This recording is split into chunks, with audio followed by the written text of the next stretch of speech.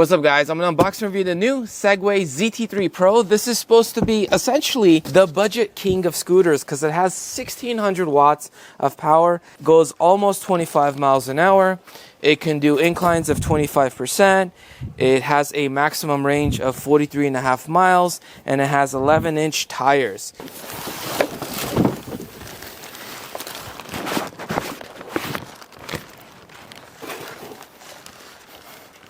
This, my friends, is heavy. This is everything that comes inside the box. We'll start with the charger. It is 100 to 240 volts. It's 209 watts. And that's what the plug itself looks like right there. That's the front. That's the side. That's where this portion plugs in with the USA style plug right here.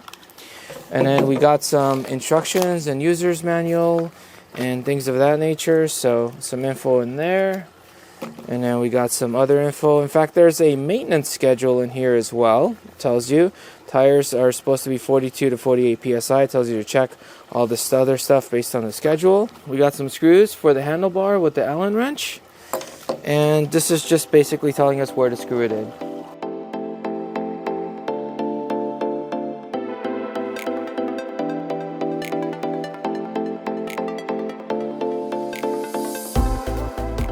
Right off the bat, it looks like a mini Segway GT2. Not as fast as that. It's not a replacement, and it does cost a lot less. So we got some taillights. We got the rugged tires. It's 11-inch. We got the disc brakes in the back and in the front. We got dual suspension for the folding mechanism. It goes in right here, and it holds on to this part right here. Wide deck. Power plug goes in right there.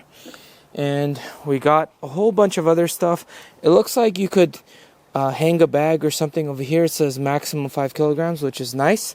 Sometimes, usually, I put the bags on the handlebar. So the whole handlebar, the whole everything about it does look more premium. The screen's really nice too. We got the suspension in the front, lights, folding mechanism, reflectors, lights, brakes, everything. All right, so for the controls, we have a rear disc brake and our front disc brake. We have our bell. You hold the power button for a second or two, it turns on. However, I did put a passcode on mine, so I'm going to press up, up, down, down, left, right, left, right. Now, when I do this, it will actually turn on. So you can actually set your own pin from 4 to 8 characters, which using 4 of these in a certain pattern, up to 8 of them in a certain pattern. And then there's a few ways of unlocking it, and I'll show you guys the app in a second. But basically, you get the custom button, which you can actually customize in the app. So I have it set to go to park mode, and then press it again, it goes back to the normal mode. And then we have our signal indicators right here. And then if you hold either the left or the right signal indicator, it turns on the emergency lights. And then you hold it again and it will turn off the emergency lights. And then if you tap the power button, it'll turn on the lights.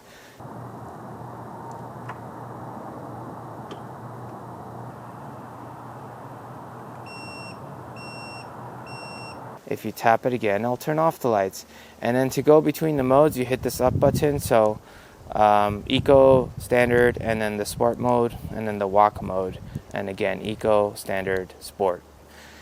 And then we have the throttle right here, and it's a kickstart. So basically, you need to go a certain miles an hour for it to actually initiate, and you can also customize that in the app. I can actually power it off and power it on directly from the app if I wanted to.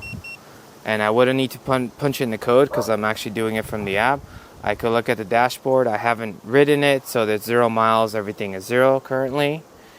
And then we could go to settings, and this is where you could actually set stuff. So this is where that code lock, you can do that. That's what I had done earlier. So you could set that pattern. And then you can also have airlock enabled. So, and if you do that, you won't even, as long as your phone's with you, the scooter will unlock automatically. So keep that in mind. And then there's some more alerts. There's the Find My. You can actually set it up using the Find My if you have an iPhone, and you can actually locate it just like you would with an AirTag. And then auto power off is 5 minutes, so if it's been on, it will turn off after a few seconds. Traction control, park on a slope, and then choose the speed modes, whatever you want to go to. So if I wanted to, I could disable the standard one and it'll go straight to sport if I wanted to do that. And then I could customize it So these are the different speed modes, and then I can enable boost mode as well, and I could say yes. And then start speed, this is the kickoff speed that you need for the throttle to work. Brake priority, which will turn off the power. Energy recovery, which I just put it at standard. And that's like the regen brakes basically. And then the custom button settings, that's this little red button I was talking about. You could switch it between these modes if you guys want to. And schedule charging if you want to do that. I'm not interested in that. And charging limit, you could set it to 80% or up to 100%. The lower you set it, the longer your battery will last. And then you got the imperial mode or the metric system, and that's pretty much it. So to fold the scooter is pretty straightforward. You pull this thing up, you push this down all the way, and that opens this up, and this will drop, so be careful with that. And then this part right here, you open this up, and literally all you do is you just kind of just push it in. When you push it in, it's done. It will actually hold on to it, and you're good to go. Now this thing is not, this thing is not light at all whatsoever.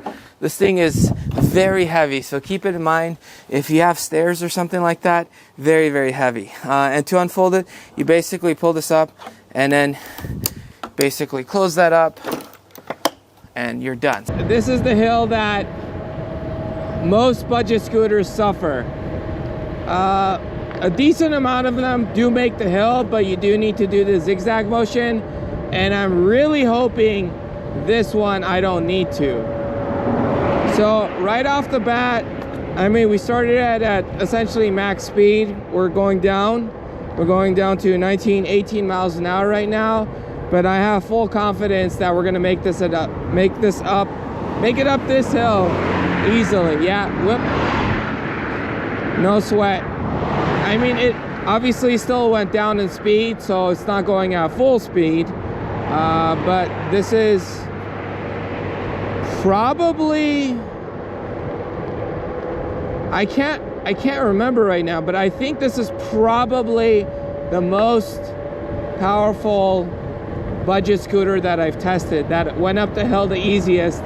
That's a budget, quote-unquote budget scooter, because, you know, obviously it's no Segway GT2 or Apollo Pro, but for the budget category, I mean, this thing just took it up no problem whatsoever. The other thing that I noticed immediately is that I put the regen brakes on standard mode, as you guys saw in the app, and it's pretty powerful actually. So it's almost like I don't really need to use the brakes all that much, which is great because that just means they'll last longer. All right, so let's try boost mode acceleration. So to enable it, you hold the brake and you hold the throttle for a few seconds. The screen starts blinking, and then you let go and it's enabled boost mode. And this thing's gonna kind of want to pop a wheelie. So let's try it out. All right, last time it popped a wheelie. All right, it's definitely very fast. Accelerates pretty fast. Again, in its price category, this is a very fast scooter. All right, let's try this hill. All right, this hill is much harder to climb. I am hitting it with some speed, but let's see. I only try this hill with select scooters. So with obviously the powerful ones, I do try those. You know, if it's a $2,000, $3,000, $4,000 scooter, I will definitely do this hill. But with the powerful budget one, oh my God, dude, this thing is flying up the hill. It's crazy. It is flying up the hill, like, wow. All right, this scooter is amazing. It's hands down amazing. I mean, some of the scooters make it up this hill. You know, if I could see that they're a little more powerful, they do make it up this hill. But this thing made it up this hill easily. All right, check this out. This is a super downhill, and I'm not holding my brakes. Just to show you guys how powerful regen brake is on this. This is a pretty crazy slope. I'm going 8 miles an hour. That's how strong the regen brakes are. Now let's speed up a bit. All right, let's let go. Yeah, it's slowing me down, guys. The regen brakes on standard mode is amazing. So we're gonna try eco mode acceleration. I re-enabled the standard mode. So eco mode is pretty slow for the acceleration. All right, let's try the standard mode. All right, accelerating a bit quicker. All right, that's about it. And let's try it with the sport mode in non-boost mode. Yeah, boost mode is definitely faster. So that was regular. Yeah, boost mode is definitely faster.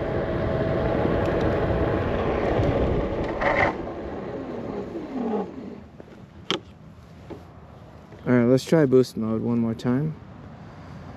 So again, hold the brake and hold the throttle. Ready? Sometimes it wants to pop a wheelie, so I'm standing in front. But yeah, I mean, guys, boost mode is fast. Hopefully the grass isn't wet. All right, the grass is a bit slippery today. Oh, it's handling it like a champ. All right, it handled the grass like a champ.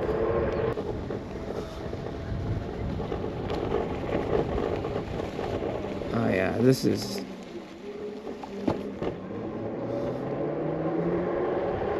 That's amazing. Let's drop it off a curb. Let's see how well it does.